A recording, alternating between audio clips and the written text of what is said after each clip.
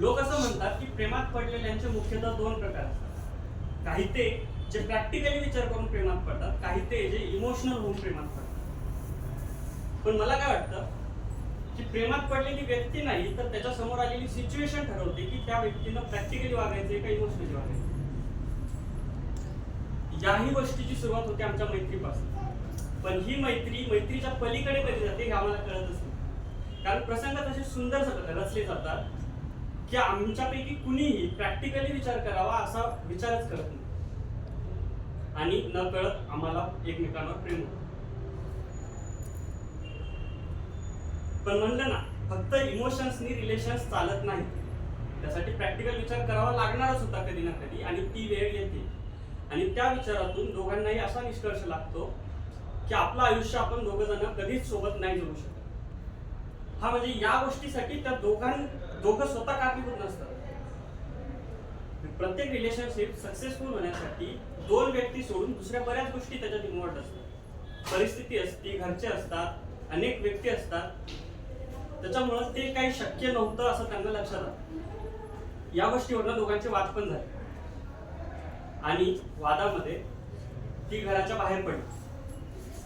मी तिला थांबवण्यासाठी तिच्या मागे मागे पळालो, तिचा हात पकडला, तिला थांबवलं आणि तिला विनवण्या करायला लागलो की अगं थांब, सॉरी, मला ऍटलिस्ट ऐकून तरी घे, समजून घे मला. पण ती खूप रागत होती, ती काहीच ऐकण्याच्या अवस्थेत नव्हती. ती म्हणाली, ऋषा मीच का समजून घ्यायचं तुला दरवेळेस? तू कधी समजून घेणार नाही मला? तू केलायस का कधी प्रयत्न? मला तिला जाऊ द्यायचं नव्हतं, मला तिला थांबवायचं होतं. मी तिचा हात पकडला, माझ्या डोळ्यात अश्रू साचलेले होते आणि मी म्हणालो, अगं पण ही आपली कहाणी, आपली गोष्ट आहे. आपण ही अशी अर्धवट सोडून कशी काय जाऊ शकतो ना?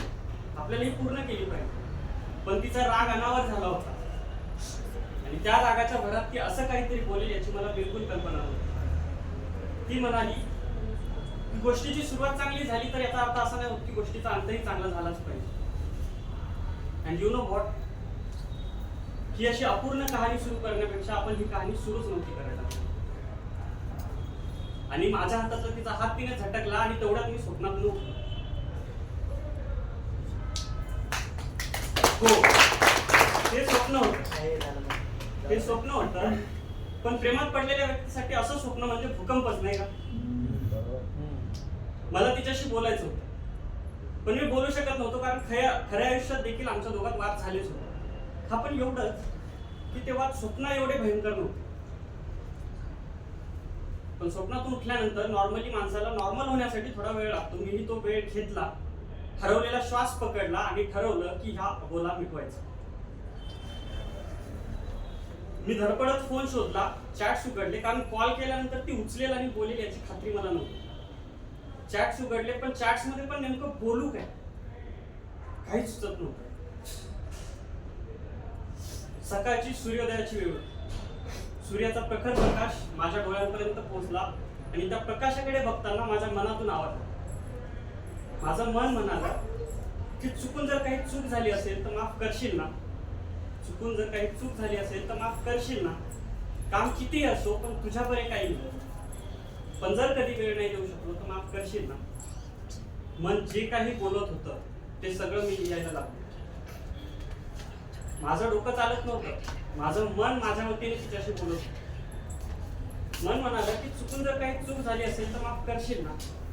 पण जर कधी वेळ नाही देऊ शकलो, काम कितीही असो तुझ्यापर्यंत काहीच नाही, पण जर कधी वेळ नाही देऊ शकलो तर माफ करशील ना? आज उठलो एका स्वप्नामधनं ज्या स्वप्नात अख्खी स्वप्न मोडताना दिसली. आज उठलो एका स्वप्नामधनं ज्या स्वप्नात अख्खी स्वप्न मोडताना दिसली. केली होती मी एक चूक आणि तो हात सोडताना दिसला. आज उठलो एका स्वप्नामधनं ज्या स्वप्नात अख्खी स्वप्न मोडताना दिसली. केली होती मी एक चूक आणि तो हात सोडताना दिसला.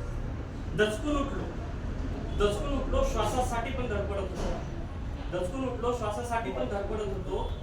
तुम्हाला सोडून गेलीये या कल्पनेने सुद्धा तडपडत होतो. दचकून उठलो, श्वासासाठी पण धडपडत होतो. तुम्हाला सोडून गेलीये या कल्पनेने सुद्धा तडपडत होतो. शुद्धीवर येताच पहिला विचार तुझा आला. स्वप्न पडलं, धडपडलो, पण शुद्धीवर येताच पहिला विचार तुझा आला. पण हे असं कधी होईल का?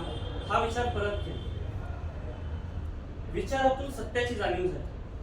हो, मी उठलो, विचार केला, विचारातून सत्याची जाणीव झाली. काही काळानंतर तू नसणार आहे माझ्यासोबत याचीही कल्पना आली. विचारातून सत्याची जाणीव झाली, काही काळानंतर तू नसणार आहे माझ्यासोबत याचीही कल्पना आली.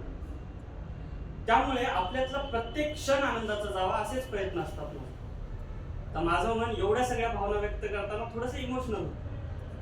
त्याबद्दल तो बोलतोय की त्यामुळे आपल्यातला प्रत्येक क्षण आनंदात जावा असेच प्रयत्न असतात माझं जरी हायवे सारखं सरळ पण धाग्यात गुंतलेले जीवन आहे तुझे. आता मनाला प्रश्न पण पडतो, एवढे सगळे इमोशन्स एक्सप्रेस केल्यानंतर आपल्याला थोडंसं एक्सपेक्टेड पण असतं. त्यावर प्रश्न करतो तो की तरीही एकच प्रश्न असतो की तुला आनंदी ठेवण्यासाठी मी सगळं करतो का? तरीही एकच प्रश्न असतो की तुला आनंदी ठेवण्यासाठी मी सगळं करतो का? आणि जर हो तर मी हा दुरावा डिझर्व करतो.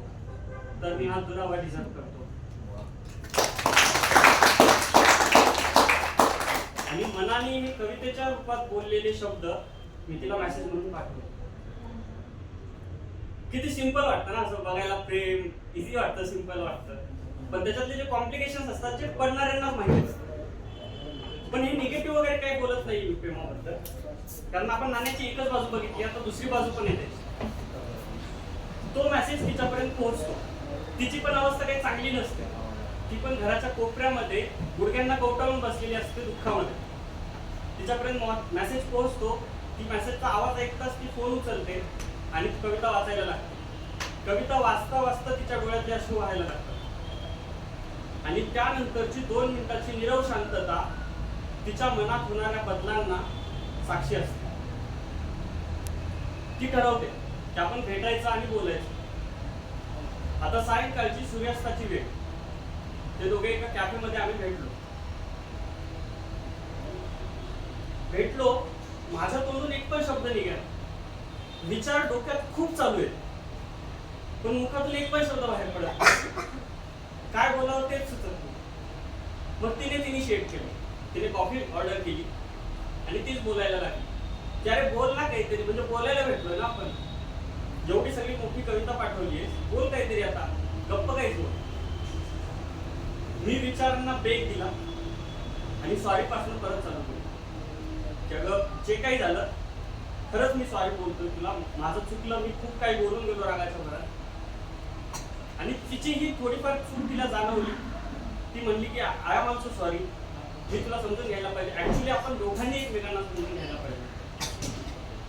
अशी आमची चर्चा झाली. माझं फक्त एवढंच म्हणणं होतं की अख्ख्या आयुष्याची जरी खात्री नसेल तरी जे काही क्षण थोडे बहुत मिळत आहेत ते आपण जगून घेऊया ना सोबत. ते का गमवायचे आहेत आपल्याला, एवढंच माझं म्हणणं होतं. पण तिचा या विचाराला विरोध होता, कारण तिची भीती होती त्या क्षणानंतर येणाऱ्या दुःखाची. पण त्या दिवशी का माहिती कसं काय, पण तिने मला विरोध नाही केला. मे बी त्या सिच्युएशन मध्ये, त्या परिस्थितीमुळे ती प्रॅक्टिकली नाही तर इमोशनली विचार करत. त्यामुळे ती माझ्या बोलण्यात होकार टाकला तिने की आपण जेवढे क्षण भेटतायत तेवढे सोबत जगू. आणि आम्ही तिथनं निघालो. मी तिच्या घराकडे तिला सोडण्यासाठी गाडी वळवली, तिला बसवलं आणि आम्ही निघालो. गाडीवर असताना तिचा हात हळूच माझ्या खांद्यावर आला. तिच्या चेहऱ्यावर एक स्मित हास्य आलं, पण तिच्या डोळ्यात पाणी देखील आलं. कदाचित तिला माझ्या प्रेमाची जाणीव झाली असावी. मी तिच्यावर किती प्रेम करतो हे तिला समजलं असावं. माझ्या मनाला तिच्या मनाचा आवाज देखील ऐकू आला. आतापर्यंत आपण ऐकला माझ्या मनाचा आवाज, तिच्याबद्दल जे फिलिंग्स होतात ते. आता तिच्या मनाचा पण आवाज आला की चूक फक्त तुझी नाही, माफ मलाही कर या दुराव्यासाठी. तो म्हणला होता ना, चुकून जर काही चूक झाली असेल तर माफ कर, मी हा दुरावा डिझर्व करतो का? तर ती त्याच्यावर रिप्लाय करते की चूक फक्त तुझी नाही, माफ मलाही कर या दुराव्यासाठी. कधी कधी समुद्रही अपुरा पडतो अशा या किनाऱ्यासाठी.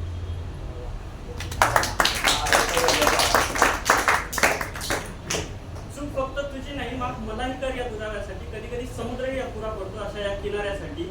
इच्छा विलीन व्हायची आहे तुझ्या या समुद्रात. तिला प्रेमाची अनुभूती होतीये. ती म्हणते की इच्छा विलीन व्हायची आहे तुझ्या समुद्रात, मला सामावून घेशील का? समुद्र विना किनाऱ्याचे काय रे अस्तित्व, आयुष्यभर साथ देशील का? इच्छा विलीन व्हायची तुझ्या समुद्रात, मला सामावून घेशील का? समुद्राविना किनाऱ्याचे काय रे अस्तित्व, आयुष्यभर साथ देशील. आणि या प्रेमाच्या अनुभूतीत त्या दोघांना कळतच नाही की तिचं घर आले. तिचं घर येतं, तिची नजर तिच्या घराकडे जाते आणि तिच्या चेहऱ्यावरचे भावच बदलतात. जसं काही तिला सडन काहीतरी रिअलायझेशन झालं. ती तिच्या डोळ्यातले अश्रू पुसते, माझ्या खांद्यावरचा हात काढते. मी तेवढ्या गाडी थांबवतो तिला ड्रॉप करण्यासाठी. ती गाडीवरनं उतरते. मी तिला बोलण्यासाठी उतरणारच असतो, पण ती बाय म्हणून पाठ वळवते माझ्या दिशेने आणि चालायला लागते. कदाचित तेव्हा मला समजलं नाही तिच्या मनात काय चाललं, पण तिचा आवाज, तिचा मनाचा आवाज काहीतरी बोलत होता. तिचा आवाज म्हणतो की माझा समुद्र जरी तू, तुझा किनारा मी नाही. तिला मला अडकवायचं नव्हतं कोणत्या गोष्टींमध्ये. जर आम्ही हे काही क्षण आनंदात जगलो तर त्यानंतर अडकणार हे तिला नक्कीच माहिती होतं. दोघांनाही किती दुःख होणार आहे तिला माहिती होतं. तिला मला अडकवायचं नव्हतं. म्हणून तिचं मन म्हणतंय की माझा समुद्र जरी तू, तुझा किनारा मी नाही. माझ्यामुळे तू अडकू नको. माझा समुद्र जरी तू, तुझा किनारा मी नाही. माझ्या वहीचं शेवटचं पान तू, पण तुझा निवारा मी नाही. माझ्यासाठी तू थांबू नको एवढंच तिला सांगितलं की माझा समुद्र जरी तू, तुझा किनारा मी नाही. माझ्या वहीचं शेवटचं पान तू, पण तुझा निवारा मी नाही.